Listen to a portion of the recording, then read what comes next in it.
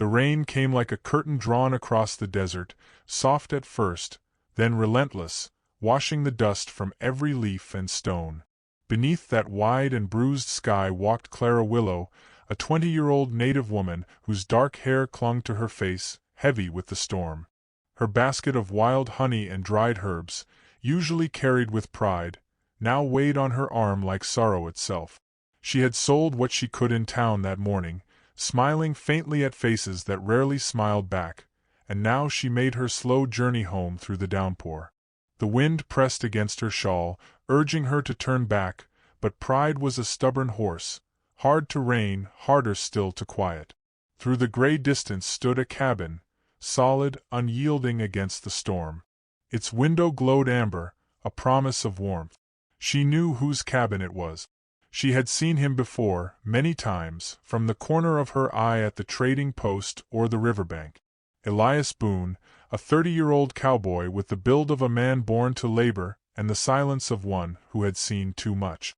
People called him the Giant, not just for his size but for his stillness. He was the kind of man who carried his loneliness like a second skin.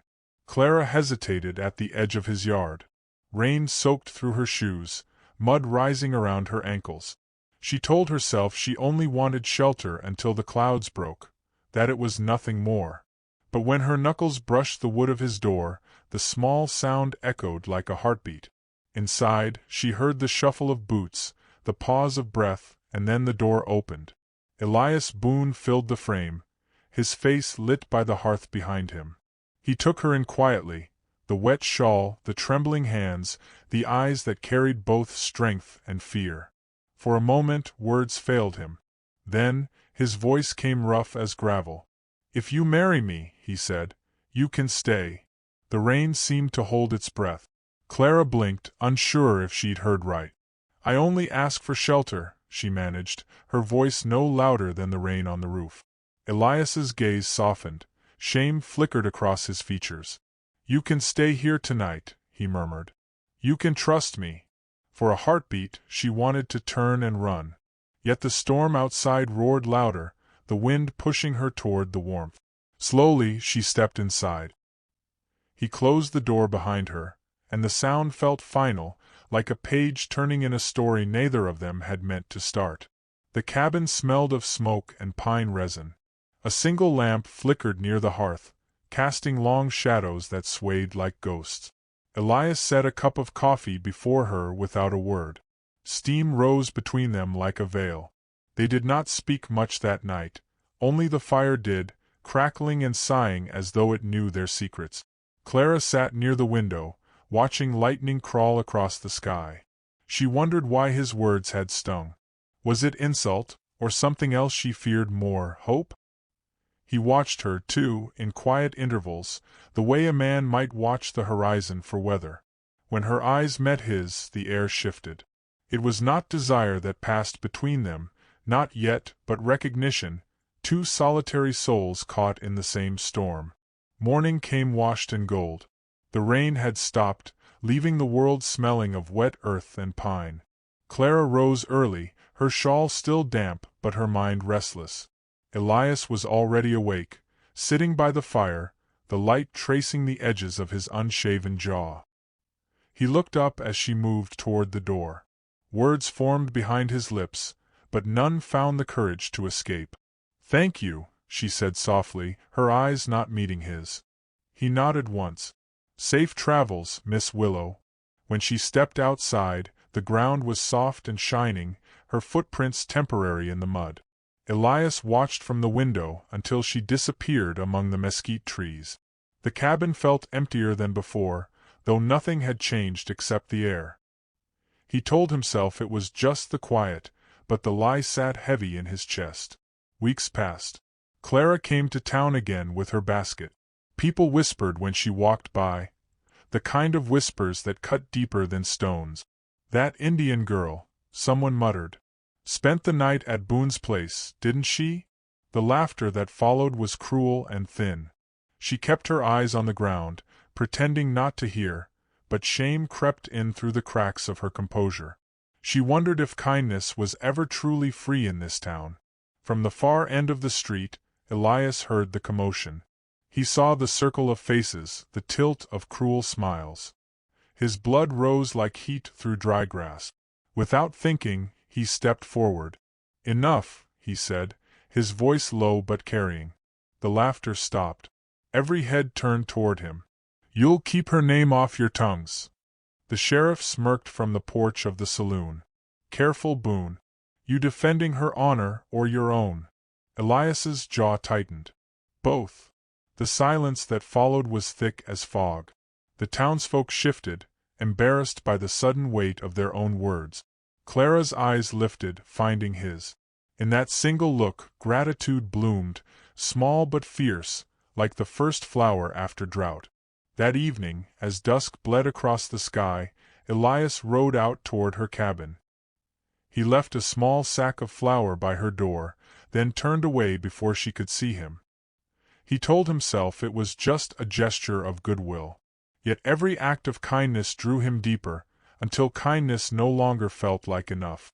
Days became quieter after that. He fixed the broken fence near her garden, brought her mended tools, and sometimes, when their paths crossed by the river, they spoke, awkwardly at first, then with a strange ease neither understood.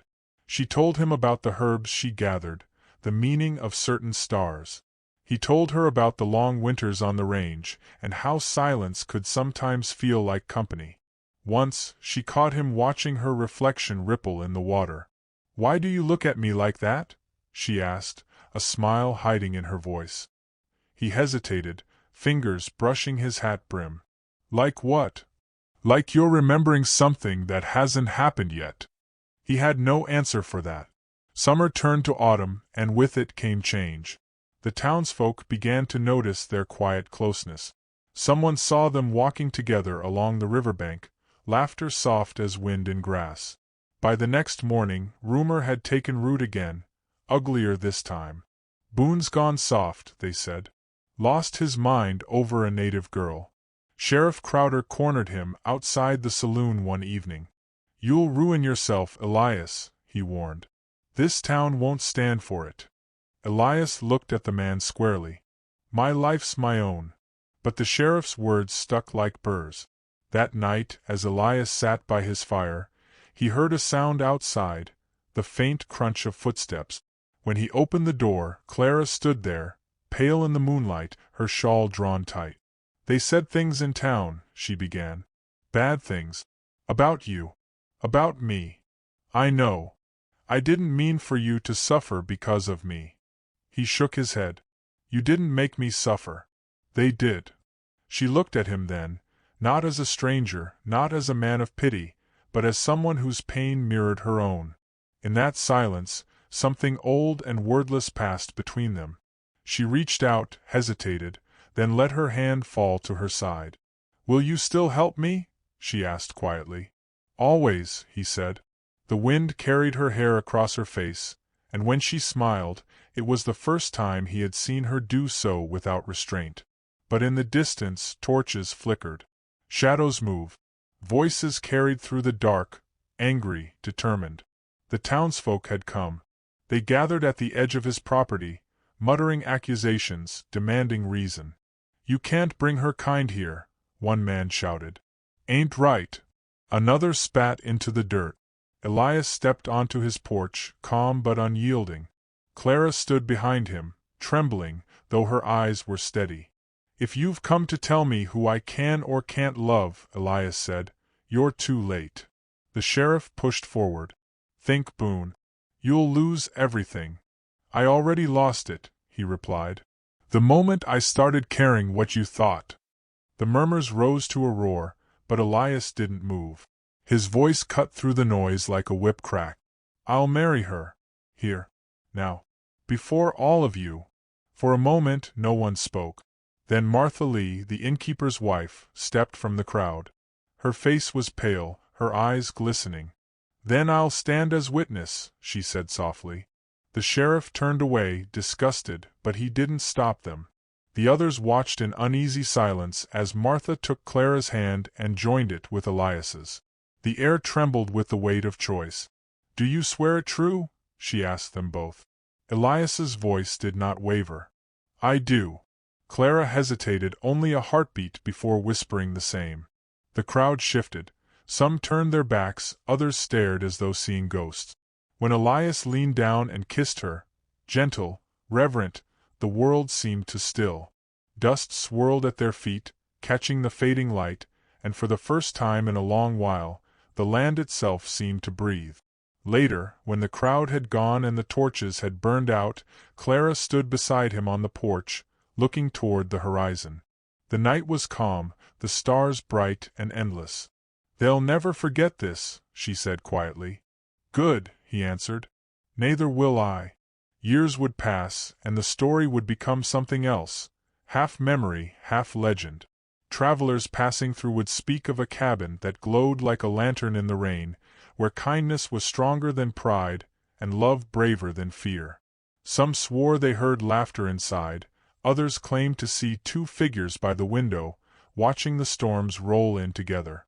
But for those who listened closely, the truth was simple. Love was not the thunder or the rain, it was the shelter built between them. And somewhere beneath that vast Wild West sky, where dust and dreams still danced together, a door waited open, ready to offer warmth to whoever knocked next.